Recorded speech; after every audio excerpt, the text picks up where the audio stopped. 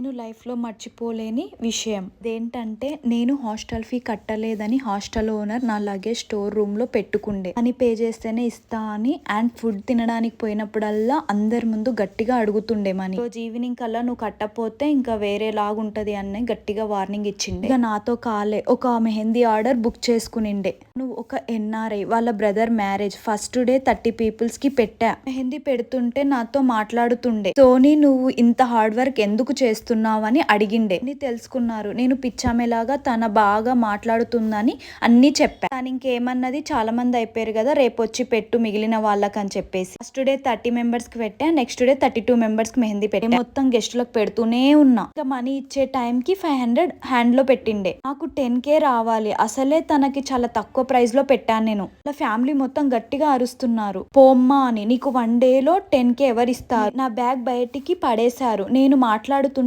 Police complaint ఇస్తా, పెళ్లి ఇంటికి వచ్చి గోల చేస్తున్నావని బ్లాక్ మెయిల్ చేశారు. నన్ను గేట్ బయటికి గెంటేశారు. ఇంకా నేను వాళ్ళు ఇచ్చిన 500 వాళ్ళ హ్యాండ్ లో పెట్టి బయటికి 3 హౌసెస్ దాటి ఒక అరుగుపై కూర్చొని ఏడుస్తూనే ఉన్నా. నాకు అప్పుడు 19 ఇయర్స్ ఉండే. నా మైండ్ లో బాగా అది కూర్చుండిపోయింది. అసలు వెళ్ళట్లే నా మైండ్ లో నుంచి. ఎన్ని ఇయర్స్ అయినా ఆ టాపిక్ వెళ్తానే లేదు బ్రెయిన్ లో నుంచి. మంది సైకోస్ ఉంటారు. ఈ మ్యాటర్ ఎందుకు చెప్తున్నా అంటే, మన వీక్నెస్ తెలిస్తే ఎవరైనా ఇదే చేస్తారు. నేనేమనుకున్నా అంటే, తను బాగా మాట్లాడుతుంది కదా, నాకు హెల్ప్ చేస్తుంది